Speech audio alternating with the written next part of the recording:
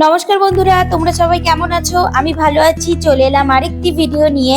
তো আজকে সকাল সকাল একেবারে রেডি হয়ে গেছি, তোমরা দেখতেই পাচ্ছ। তো যাচ্ছি কোথায়? যাচ্ছি হচ্ছে লোকনাথ বাবার ধাম, কচুয়া আর চাকলা।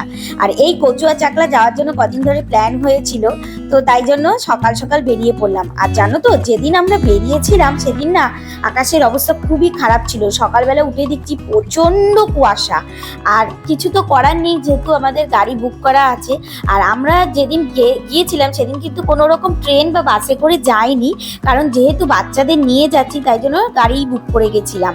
তো আমাদের এই হাওড়া থেকে কচুয়া বা চাকলা যেতে 2 থেকে 2.5 ঘন্টা সময় লেগেছিল। তো সত্যি বলতে সেখানে যে যখন পৌঁছালাম সবার প্রথম যেটা আমাদের করতে হয়েছিল সেটা হয়েছে লোকনাথ বাবার মন্দিরে পুজো দেওয়ার জন্য সবার প্রথম আমাদের ডালাটা কিনতে হবে। আর এই ডালাটা বিভিন্ন রকম দামের ওপর আছে, 50 টাকা, 80 টাকা, 100 টাকা, আরও হয়তো দামের ওপর আছে। তো আমি নিয়েছিলাম 80 টাকা যে ডালাটা, সেটা। তো 80 টাকার ডালায় ছিল একটা বড় ফুলের মালা, সাদা জবা, লাল জবা, টগর ফুল, আরো অন্যান্য ফুল দিয়ে একটা বড় মালা, ধূপকাঠি, আর ছিল মোমবাতি, আর কটা এমনি শুধু ফুল ছিল। আর ছিল হচ্ছে যেটা প্রধান লোকনাথ বাবার পুজোতে লাগে, যে প্রধান জিনিস, সেটা হচ্ছে মিশ্রি আর লকুনদানা দিয়ে একটা আমাদের ডালা তৈরি করে দিয়েছে। তো সেখান থেকে জুতোটা তো আমাদের খুলে আসতে হবে। এবার জুতোটা খোলার জন্য একটা জায়গা আছে, এক হচ্ছে মন্দিরের ভেতরে, আর নয়তো যেখান থেকে আমরা ডালাটা কিনেছি সেখানেও তারা রেখে দেয়। তো তাদের কিছু সেই অনুযায়ী কিছু পারিশ্রমিক দিতে হয়। তো সেখান থেকে ডালাটা নিয়ে মন্দিরের ভেতরটা ঢোকার পর তারপর যেটা করতে হবে সেটা হচ্ছে আমাদের কুপন কাটতে হবে, কারণ কুপনটা আগে কেটে নিতে হবে।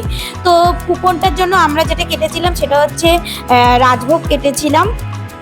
তো রাজভোগের যেটা ছিল, মানে ওই কুপনটার মধ্যে যেটা ছিল সেটা হচ্ছে খিচুড়ি, বাঁধাকপির তরকারি, তারপরে পোলাও, তারপরে আলুর দম, পায়েস, পাঁপড়, চাটনি, এগুলো ছিল। তো কুপনটা কেটে তারপরে আমরা চলে গেছিলাম মন্দিরের ভেতরে, কারণ বাবা লোকনাথকে পুজো দেবো।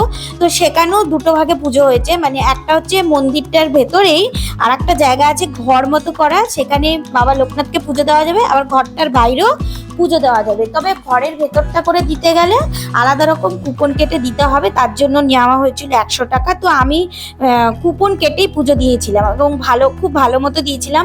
ঠাকুরমশাই একেবারে ঘরের মানে পরিবারের প্রত্যেকটা সদস্যের নাম গোত্র ধরে ধরে খুব সুন্দর করে পুজো দিয়েছেন।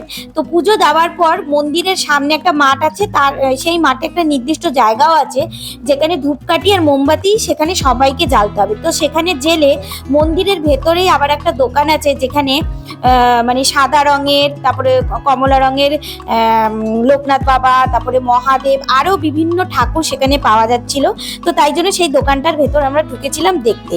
তো ভিডিওটা আজকে এখানেই শেষ করছি। কেমন লাগলো কমেন্ট করে জানিও। টাটা, দেখা হচ্ছে নেক্সট ভিডিওতে।